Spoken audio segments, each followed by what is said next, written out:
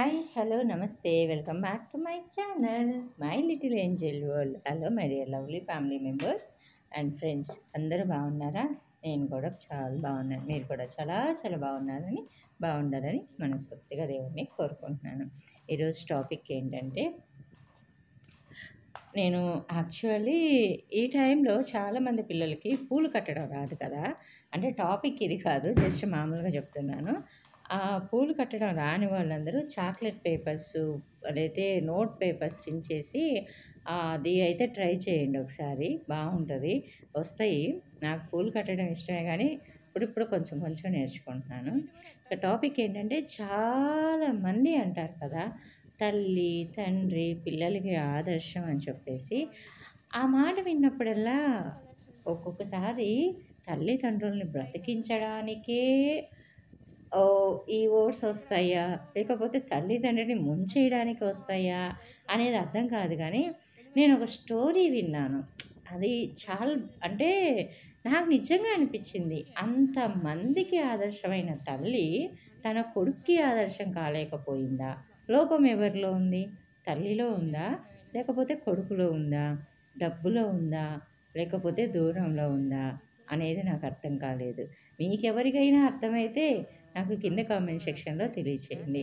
ఎందుకు చెప్తున్నానంటే, చాలామంది ఈ రోజుల్లో ఏ స్టోరీ అన్నా వినండి, 100 మందిని తీసుకుంటే మాక్సిమం 95% తల్లిని, తండ్రిని చూడడానికి ఇష్టపడని పిల్లలే ఉన్నారు. సరే, ఎందుకు ఇష్టపడరు అనంటే, మనకి రెస్పాన్సిబిలిటీస్ పెరిగినాయని, మన పిల్లలకి మనం టైం ఇవ్వాలని, మన హస్బెండ్‌కి మనం టైం ఇవ్వాలని, మనకంటూ ఒక ఫ్యామిలీ ఏర్పడిందని, ఇలా మనం రీజన్స్ చెప్పుకుంటాము. మరి అదే తల్లిదండ్రులు కూడా ఒకప్పుడు అలానే చూసుంటారు కదా. వాళ్ళ పేరెంట్స్‌కి అన్నీ వదిలేసి మనమే సర్వస్వం అనుకొని మనకే టైం ఇచ్చుంటారు కదా.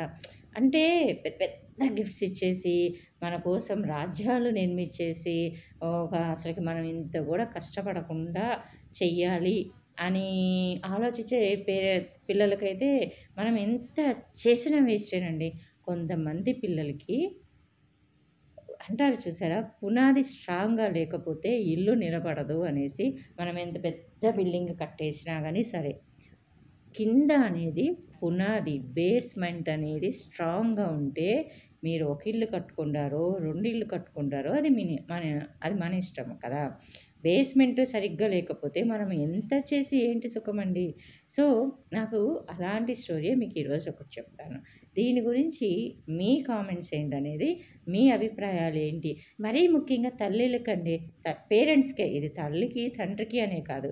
ఏ తల్లి, ఏ తండ్రి తన పిల్లలు పాడైపోవాలని ఎవరూ అనుకోరు. ఎవరో ఒకళ్ళు ఉంటారేమో, నాకు తెలియకుండా మనం కామెంట్ చేయడం కరెక్ట్ కాదు కాబట్టి ఉండొచ్చు, ఉండకపోవచ్చును కూడా.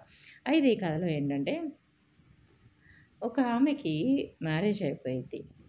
పేరు అవన్నీ ఎందుకు మనకి, మనకు పర్సన్స్ తెలియనప్పుడు. ఒక ఆమెకి మ్యారేజ్ అయ్యిద్ది. మ్యారేజ్ అయ్యాక హస్బెండ్ చాలా బాగా చూసుకుంటారు. చూసుకుంటే ఆమెకి చదువు అంటే చాలా ఇష్టం. అయితే పేరెంట్స్ ఇద్దరు, అంటే వైఫ్ అండ్ హస్బెండ్ ఇద్దరు ఆర్ఫన్సే. ఇద్దరికీ పేరెంట్స్ ఉండరు. ఇద్దరు అనాథ శరణాలయంలోనే పెరుగుతారు.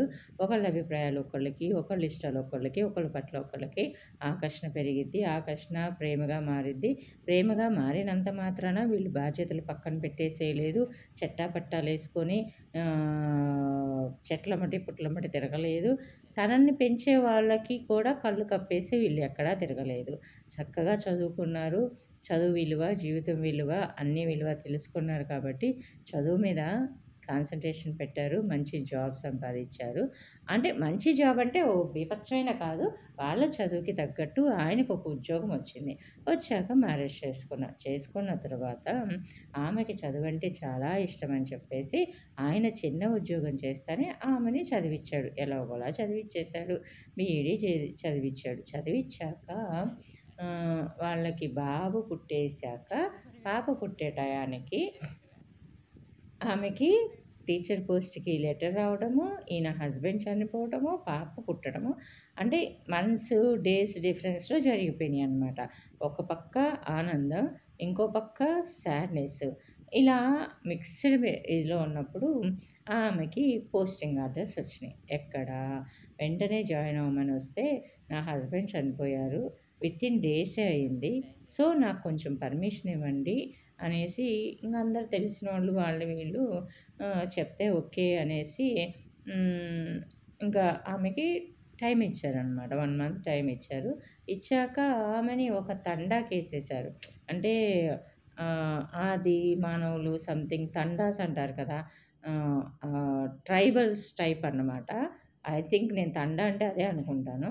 ట్రైబల్స్ టైప్ ఉన్న ఏరియాకేశారు. ఆ ఏరియాకేసేటప్పుడు చెప్పారు ఏమంటే, అక్కడ సరైన స్కూల్ లేదు. పిల్లలు స్కూల్‌కి రారు. పేరెంట్స్ పిల్లల్ని స్కూల్‌కి పంపరు. నీకు 1 ఇయర్ టైం ఇస్తున్నా. ఈ 1 ఇయర్‌లో అక్కడ పిల్లలందరూ స్కూల్‌కి రావాలి. ఆ స్కూల్ డెవలప్ అవ్వాలి. అయితేనే కొత్త స్కూల్ వచ్చిద్ది. నీ ఉద్యోగం పర్మనెంట్ అయ్యిద్ది. అండ్ దట్ సేమ్ టైము ఇంకో టీచర్‌ని ఎవరినైనా పోస్ట్ చేస్తాను. అదర్‌వైజ్ నువ్వు సక్సెస్ కాలేదనుకో, నీ ఉద్యోగం ఉండదు, అక్కడ స్కూలు ఉండదు, దానికి డెవలప్‌మెంట్ ఉండదు. ఆ తండాకి డెవలప్‌మెంట్స్ కూడా ఏమీ ఉండదు అని చెప్తారు. సరే మార్చాలి అనంటే కుదరదు. ఎళ్తే ఎళ్ళు జాబ్‌కి, లేదంటే లేదు. ఇంక అక్కడొక్కటే ఉంది నీకు టీచర్ పోస్టింగ్ అని అన్నారు. ఆమె సరే అని చెప్పి ఏం చేస్తది, సరే అని చెప్పి ఆ తండాకి ఆమె ఉండేదానికి కొంచెం దూరం డిస్టెన్స్ తోటి ఆమె హౌస్ తీసుకొని తన 2 పిల్లలకి అక్కడ పెట్టేసి ఆమె డైలీ పొద్దున్నే వచ్చేది. ఈమె పొద్దున్నే వచ్చేటప్పటికే ఈళ్ళందరూ పనులకెళ్ళిపోయేవాళ్ళు. ఎవరికి చెప్పినా పిల్లల్ని పంపించేవాళ్ళు కాదు. పోవమ్మా నువ్వెక్కడి నుంచో వచ్చి మాకు చెప్పేదేంది అని అన్నారు. ఇంగా ఒక 1 మంత్ గడిచింది. ఒక్కళ్ళు కూడా స్కూల్‌కి రాలా. ఇంకిట్లా లాభం లేదని చెప్పేసి ఆమె ఎక్కడైతే ఇల్లు అద్దెకి తీసుకుందో ఆ ఇల్లు వదిలేసుకొని, ఆ ఇల్లు అద్దె తీసేసేసి ఇంక నేను తండాకే ఎళ్తానండి అని చెప్పి ఆమె తన 2 పిల్లలకి తీసుకొని తండాకొచ్చేసింది. తండాకొస్తే తండా అంటే obviously no current, no fan అన్నీ ఇంకా. అక్కడ ప్రజలు ఎలా ఉంటారో అవన్నీ అన్నమాట. అవన్నీ ఈమె సొంతంగా చేసుకోవాలి. ఈమె అంటే వాళ్ళకి మంచి చేసుకొని డబ్బులిచ్చి సంథింగ్ ఎలానో ఆమె దినం రోజులు గడిచేదానికి కావాలి కదా! మళ్ళీ ఈమె పిల్లలకి వేరే ఏసి ఆళ్ళ పిల్లలకి ఈ స్కూల్‌కి రమ్మంటే వస్తారా? రారు. కాబట్టి ఆమె కూడా ఆమె పిల్లలకి అదే స్కూల్‌లో చదువు చెప్పాలి అని చెప్పేసి ఇంగా అప్పుడు గమనించింది. తండాలోకెళ్ళాక గమనించింది. ఏమంటే వీళ్ళు పొద్దున్నే పొలం పనులకెళ్ళిపోతారు. మధ్యాహ్నానికొస్తారు. మధ్యాహ్నానికొచ్చినప్పుడు ఇంటింటికెళ్ళి ఇంగ ఆల్మోస్ట్ వాళ్ళ కాళ్ళు పట్టుకొని బతిమిలాడినంత ఇదిగా చెప్పింది. ఏంటి అమ్మ స్కూలుకి పంపండి. నాకు మీ పిల్లలు లేకపోతే ఉద్యోగం రాదు అని కాదు. మీ పిల్లలు చదువుకుంటే ఈరోజు మీరు ఏ కష్టమైతే పడుతున్నారో ఆ కష్టం రేపు మీ పిల్లలు పడరు. మీ పిల్లలే 10 మందికి ఉద్యోగాలు ఇచ్చే స్టేజ్‌లో ఉండొచ్చు కదా! అని చెప్పి నచ్చచెప్తే ఓ 100 మందిలో 100 మంది ఉన్నారనుకుందాం. ఓ 10లో ఓ 5 మందొచ్చారు ఫస్ట్ మంత్. ఈ 5 మందికి చదువు చెప్పడమే కాకుండా వాళ్ళకి శుభ్రత నేర్పించారు. వాళ్ళెప్పుడొస్తే అప్పుడే చదువు చెప్పారు. వాళ్ళెప్పుడొస్తే అప్పుడు విసుక్కోకుండా చదువు చెప్పారు. అలానే ఎలా హెల్తీగా ఉండాలి చెప్పారు. అలానే ఆడపిల్లలకి సంబంధించిన విషయాలు చెప్పారు. అలా అన్ని విషయాలు చెప్పి కొన్నాళ్ళకి ఆమెకి అందరూ తండాలో ఉన్న పిల్లలందరూ రావటం స్టార్ట్ చేశారు. వాళ్ళు రావటమే కాకుండా తల్లిదండ్రులకు కూడా ఆమె ఒక మంచి అన్ని సలహాలిచ్చేలాగా తయారయ్యారు.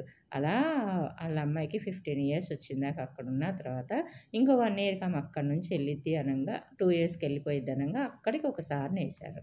ఆయన ఆమె మీద జాలి చూపించబోతుంటే ఆమె ఒకటే చెప్పిద్ది. నా మీద జాలి చూపించొద్దు.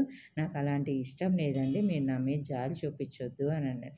అన్న తర్వాత ఇంకా అక్కడ అతను పని చేసేటప్పుడు తండాలో వాళ్ళు చెప్తా ఉంటారు. ఏమని? ఆమె ఇక్కడికి ఎలా వచ్చింది? ఎంత స్ట్రగుల్ పడింది? ఎన్ని ఇబ్బందులు ఎదుర్కొంది? వాళ్ళ పిల్లలు ఏంటి? అన్నీ చెప్తా ఉండంటే ఆమెని అడ్మైరింగ్‌గా చూస్తాడనమాట. ఇంకా తర్వాత 2 ఇయర్స్ అంటే సెకండ్ టీచర్ ఈయన అన్నమాట. ఆ స్కూల్ స్టార్ట్ అయ్యాక 1 ఇయర్‌కి ఆమె ఆమెకిచ్చిన రీచ్ గోల్ అయింది. కొత్త స్కూలొచ్చింది. స్కూల్‌తో పాటు హాస్పిటలొచ్చింది. హాస్పిటల్‌తో పాటు రోడ్లొచ్చేలాగా చేసింది. అంటే మట్టి రోడ్డు కాకుండా తార్ రోడ్డొచ్చే అలాగా చేసిందనమాట. సో, వాళ్ళ ఏవైతే నీడ్స్ ఉన్నాయో అవన్నీ వాళ్ళు చేసుకునేలాగా చేసింది. చేశాక ఏం జరిగిందంటే ఇంక ఆమెని వేరే చోటకి ట్రాన్స్ఫర్ చేసేసారు, అయిపోయింది. ఇప్పుడు ఆమె అక్కడ ఒక దగ్గర హాస్పిటల్‌లో చచ్చిపోయి ఉండిద్ది. కొడుకు ఫారెన్‌లో ఉంటారు. కూతురు ఆమె దగ్గరే ఉండిద్ది. కూతురు భర్త చనిపోవడం వల్ల తల్లి దగ్గరకొచ్చేసి ఉండిద్ది. కొడుకు డబ్బులు పంపిస్తానే ఉంటాడు. అయితే తల్లి చనిపోయింది రారా అన్నయ్య అంటే, నేను ఈ స్టేట్ నుండి ఇంకో స్టేట్‌కెళ్ళిపోతున్నాను. ఇది ఇప్పుడు నిర్ణయించుకున్నది కాదు. సో, మేము ఎప్పటినుంచో చేసుకున్నాం. ఒకళ్ళకి ముగ్గురం ఉన్నాము. సో, ఇప్పుడు నేను ఇయన్నీ క్యాన్సిల్ చేసుకొనొస్తే నాకు మనీ లాస్ అయితది. కావాలంటే నేను ఇంకొంచెం ఎక్కువ మనీ ఇస్తా. లేదంటే ఒక 2, 3 మంత్స్ తర్వాత నేను సెలవులు పెట్టుకొని వస్తా. అప్పుడు మనం గ్రాండ్‌గా సెరమనీ చేద్దాము. ఇయన్నీ సెంటిమెంట్ డైలాగ్స్ నా దగ్గర చెప్పమాక. ఎవరో ఒకళ్ళ చేత కానిచ్చేసేయి పని అనంటే, ఇంకప్పుడు ఆమె పక్కన ఒక ఆమె వచ్చి కూర్చొని, సరేలే పోనీ అమ్మ నేనుంటాను నీకు తోడు అనేసంటే, ఇంక అక్కడికి ఒక డాక్టర్ వస్తాడు. వచ్చి మీరు సరస్వతి అమ్మగారి కూతురు కదా అనేసంటే, మా అమ్మ మీకెలా తెలుసు అంటే, సరే రండి ముందు పనులు చేద్దామని ఒకళ్ళ తర్వాత ఒకళ్ళు, ఒకళ్ళ తర్వాత ఒకళ్ళు, ఒకళ్ళ తర్వాత ఒకళ్ళు చూస్తుండంగానే ఒక 100 మంది దాకా వస్తారండి. వచ్చేసి ఆ అమ్మాయికి హెల్ప్ చేసి వాళ్ళమ్మని ఆ అమ్మాయి ఇంటికి వాళ్ళమ్మ శవాన్ని ఇంటికి తీసుకెళ్ళి అన్ని కార్యక్రమాలు శాస్త్రోక్తంగా జరిపిస్తారు. ఒక్క కొడుకు పుడితే తల కొరివి పెట్టడానికి పనికొస్తాడు అని కూతుర్లని కాదని కొడుకుల మీద విపరీతమైన ప్రేమను పెంచేసుకొని తల్లిదండ్రులు చూస్తారు కదా! ఈ అమ్మకి ఒకళ్ళు కాదు, ఇద్దరు కాదు. 100 మంది కూతుళ్ళు, కొడుకులు కలిపి అందరూ ఒకరి చెయ్యి ఒకళ్ళు పట్టుకొని ఆమెకి తల కొరివి పెట్టేస్తారు. ఈ అమ్మాయికి అర్థం కాదు వీళ్ళందరూ ఎవరు? ఇంత బాగా చేశారని ఇంక ఆగలేక డాక్టర్‌ని అడిగిద్ది. డాక్టర్ గారు మీరెవరు అనేసి అడిగితే అప్పుడు చెప్తాడు. అమ్మా మేము ఈమె దగ్గర చదువుకున్నాం. మా చదువంతా ఈమె చెప్పలేదు. కానీ నేను ముందు చెప్పాను చూసారా? ఒక ఇల్లు కట్టాలంటే పునాది స్ట్రాంగ్ ఉండాలి. పునాది లేని ఇల్లు ఎప్పుడూ ఉండదు అనేసి. అసలు మేము చదువే లేదనుకో, మాకు చదువు గురించి ఎవరు చెప్పలేదనుకో, మేము ఈరోజు ఇంకా తండాలోనే మా అమ్మ, మా నాన్నలాగానే బతికేవాళ్ళం. కానీ ఈమె ఎంతో కష్టపడి అలా చేసి, ఇలా చేసి మాకు చదివిచ్చింది. ఈ మాస్టర్ గారు మాకెప్పుడు టచ్‌లో ఉంటారు. మేము అప్పటినుంచి ఒక 15 సంవత్సరాలు, 20 సంవత్సరాల నుంచి సరస్వతమ్మ గారి గురించి వెతుకుతా ఉండంటే ఇప్పటికీ మీ నోటి నుంచి ఆమె పేరు వింటే ఎవరో అని అనుకున్నాం. కానీ సరే చూద్దాం, ఎవరో చూద్దాం అనేసి పేరు గురించి ఎళ్లి చూసాం. ఆమెని కలవాలనుకున్నాం కానీ ఇలా కలవాలనుకోలేదు. కానీ మా అదృష్టమో, దురదృష్టమో ఈమెకి మేము తలకొరివి పెట్టే అదృష్టాన్ని మాకు అన్నయ్య కల్పించాడు. ఆ అబ్బాయిని తిట్టలేదు చూసారా? అన్నయ్యకి మేము థాంక్స్ చెప్పాలి. ఎందుకంటే అన్నయ్య వచ్చుంటే మాకు ఈ అదృష్టం వచ్చేది కాదు అని అన్నారు. చూసారండి? మనకి రాసి పెట్టుంటే ఇలానే జరిగేది.